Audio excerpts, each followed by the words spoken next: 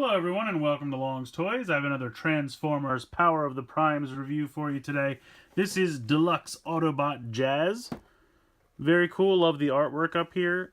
New mold here for Jazz. Very excited to get another Jazz figure. He's kind of a favorite character of mine. I always really liked him in the original G1 show.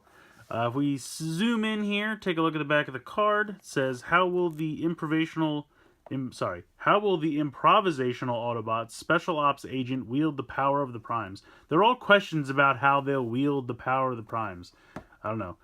They'll probably use it to stop the enemy. That's how my guess. That's how they'll probably use the power.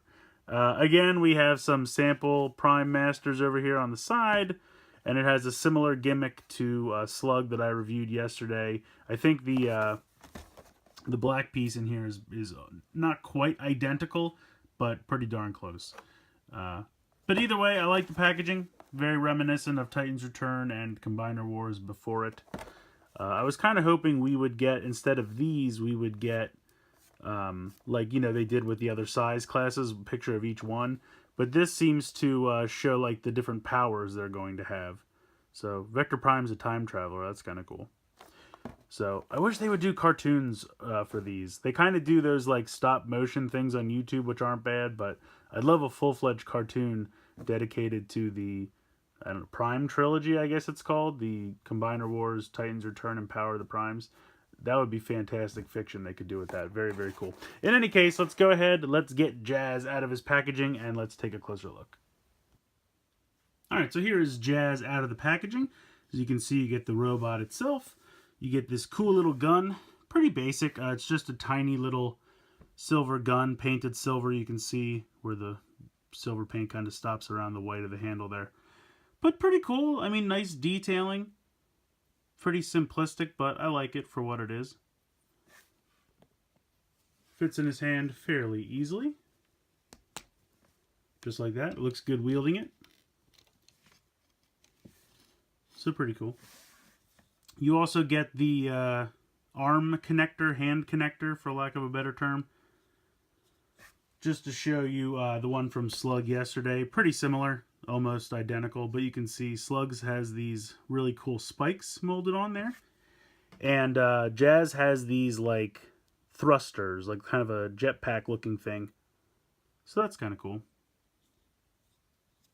Has the same little plastic piece you can take out, and that's where the Prime Master will fit, or a Titan's Return Titan Master, because they're pretty much the same mold, so you can go ahead and pop one of those in as well. It says on the packaging that the figure can wield this little thing, and I guess he can, but why would you? It's kind of weird and dinky, but if you like, you can. So on the packaging, it shows that this can fit on his chest, which is a little difficult, because at first I'm thinking to myself, well, where is this supposed to peg in? There's no obvious peg hole. But if you look, there are two little slots right here and here, and you can see these tabs on the end here and here. You have to bend this in a little bit to kind of get it to line up, and you're going to want to bend that back the other way so it's not in the way. But then you can click this in, and it will, it's not the best connection, but it'll fit in there, and it'll tentatively hold. So that looks a little weird, just kind of hanging off his chest like that, I have to admit. I feel like the connection on Slug's chest looks a little bit better. This one does kind of look a little weird in my opinion, but it can be done. If you come around to the back, you can see that there's a peg hole. I was kind of hoping there'd be one a little bit higher up, because with the thrusters, it kind of looks like it should be a jetpack. So you could kind of put it on the back and he could fly around, but not the case. You could kind of put it down here on his butt. I think this peg hole is really mostly meant for vehicle mode. And it's a little bit of a tight fit, but you can get it in there.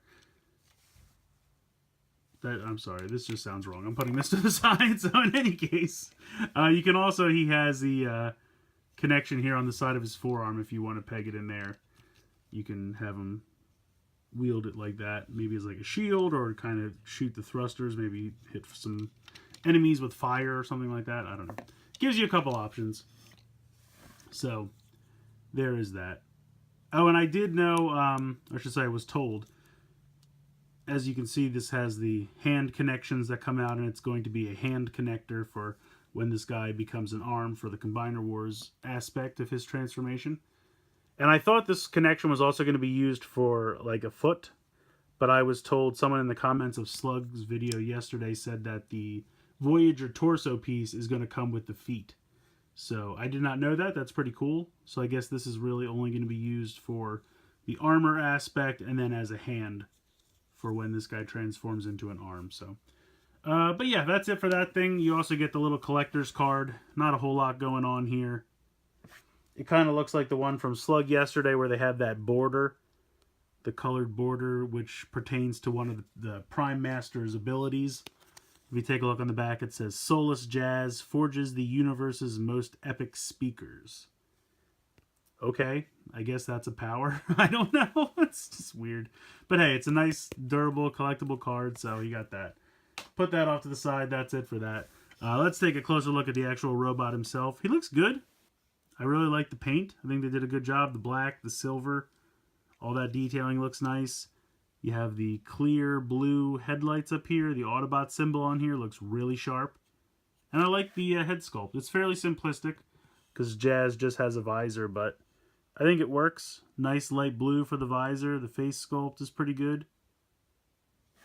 We've had some weird Jazz face sculpts in the past. The one that always comes to mind is the one from, is it War for Cybertron? I can't remember. Whatever the second game was. I think that one was War or Fall of Cybertron, I think was the second one. So the Fall of Cybertron Jazz had kind of a weird head sculpt, and I think the visor was black and it just looked all weird. But this guy looks pretty good. I definitely like it. You can see the kind of hood of the car section here on the back, or, you know, roof of the car section, I should say. But pretty good articulation. Head can move from side to side and back and forth because it's on a ball joint. The shoulder is a hinge like this, and then a swivel like this, and then you have a ball joint in the elbow. You do have some wrist swivel as well, and I think that's because you, for once, don't have to form or fold the hands into the forearm, so that does not need to take place as part of this transformation. You have a little bit of waist articulation. You can see this piece can swivel right there at the waist. You have the hip is a ball joint. You have a thigh swivel. You have pretty much 90 degree in the knee. And then you have a little bit of ankle play, but it's really just because you fold them up as part of the transformation. So not too much going on there. But he looks good. I do like it. I think it's a nice Jazz figure. One of the better ones we've got recently. I like the feet. The back of the feet look really cool to me. I like that a lot. So yeah, he's fun. I like him a lot. I'm sure this will get repainted as something later on. Not sure exactly what, but they always like to do that. I'll talk about what I'd like it to be painted into when we get into the vehicle mode. So let's go ahead and get into the transformation. So Jazz's transformation is not super complex, but I think it's complex enough that it's satisfying. It's pretty fun. The first thing you're going to do is this top section here is kind of loosely pegged into this section that hides the combiner port. So you're just going to kind of lift that up a little bit to unpeg it. And then this whole section will rotate up. You can see where there's a hinge right here and a hinge right there. And you're just going to lift that up. And you can see right there and right there is where those pegs loosely. They're clear pegs, so I apologize. They're hard to see. I'll get a little bit closer. There's one of the pegs, and then the other one is over there. I apologize. They're clear, so they're not showing up the best. But they peg into these two spots right here. So you have to unpeg that and then lift this whole section up. Then you come around here to the feet. You can go ahead and pop in the toes. As I mentioned earlier, they just fold right up.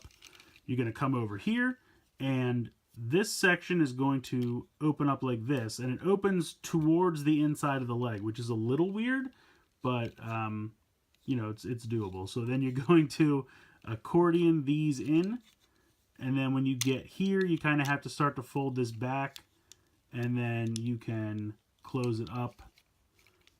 And there you go. There's one side. You're going to do the same thing over here. Open this up, accordion this in, but again, you kind of have to not open it up all the way because you have to get that into place. And then you can sandwich them together. And there is the whole back end of the car, as you can see. At this point, if you want, you can see there's two little tabs right here where my thumb is. They're going to go into these little spots down here. So you can kind of rotate this down and loosely tab that in for now. So you can see there's kind of most of the car. You're going to straighten the arms down, straight down like that. This is the part that gets not super tricky, but just a little tricky. You have to bend the head in. Okay, and then this section will fold out. And then it does move here, so you kind of have to get the head out of the way, bring this in, straighten it out, but make sure you get underneath that lip of the plastic window. And then just kind of straighten that all out. And then this piece, you can see the two tab slots right there and right there. There's little tabs. They'll peg right in. It's a little tricky. Sometimes it can be a pain in the butt, but once you get the hang of it, they snap in very tightly. I mean, once they're in there, they're in there. You can kind of just, you know, put the head down however you want. If you want to put the head all the way up still, you can. They don't really tell you what to do with the head. I assume you just kind of leave it there. At this point, you can see there's these tabs here on the forearms, right above my thumbs, and they're going to tab into the side right here and right there. So you just kind of fold this whole thing in and tab that into place. And then on the sides here, everything will just kind of shore up and squish it together. And then there you go. You have the vehicle mode for Jazz. I think it's cool. It's not super Jazz-esque, in my opinion, and I know Jazz-esque is not a word, but I just made it up. They at least have the number 4 on the side and the number 4 on the top, which I appreciate. And like I said, this paint is very sharp. The blue, the red, the stripes, all that is really nice. So I really do appreciate all that. It looks very good. I just feel like, I mean, he was always a Porsche, and this is kind of more of like a race car. Honestly, what this mold reminds me of, I feel like this should have been Lightspeed for the Computron Technobot set that we got.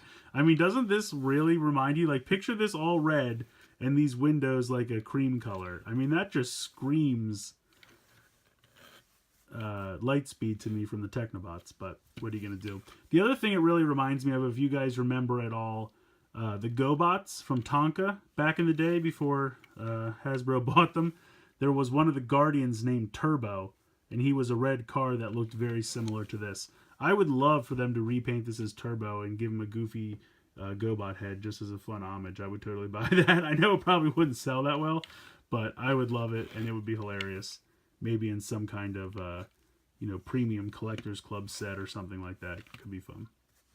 But overall, I think it's a good vehicle mode. Rolls fairly well.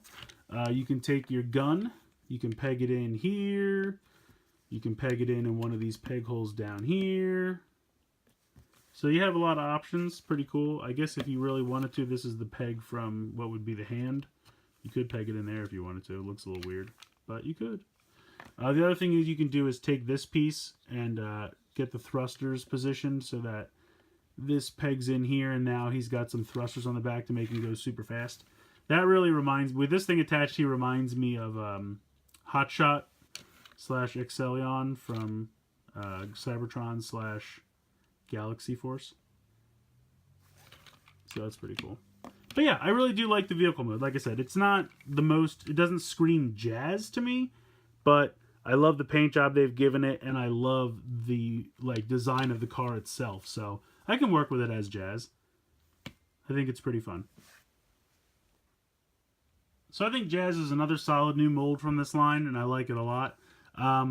The only thing, if I had to complain about anything, the shoulder joints are not the best. And the only thing I complain about is, say, for example, you wanted him to kind of hold his gun out to the side. Because of the way the shoulders work, it's kind of impossible, even if you, rotate these out. Well, I guess that's not true. I guess if you rotate it out, it just kind of looks a little wonky. If you wanted to kind of put the gun out to the side like that, just because... he's at some weird angles. So the shoulders are perfectly fine, but they're just not as great as they could be. And if you put this thing on his forearm, it's kind of so much weight that you really can't hold any kind of pose So if you just kind of want to have him out to the side like he's getting ready, like he's kind of in a bruiser position, I think that's kind of works the best for him. But overall, I like him a lot. I think he looks really cool. Like I said, the vehicle mode doesn't immediately scream Jazz to me, but I think it works, and the paint job was really nice, and they did a great job detailing him to look like Jazz. Head sculpt's really fun. So I think it's a great mold. I'm really excited. I'll debut the arm and foot modes when I get one of the Voyagers, and I can actually make a Gestalt robot with everything. For now, just check out the robot and vehicle modes. But both solid. I like them a lot. I recommend picking them up if you can find them. So far, 2 for 2 in the deluxe wave, and I'm very happy with this first wave of Power of the Primes. So let me know what you guys think in the comments below. Please like and share the video, and please subscribe if you haven't already. I hope you guys have enjoyed this look at Autobot Jazz from Transformers Power of the Primes. And as always, guys, thank you so much for watching.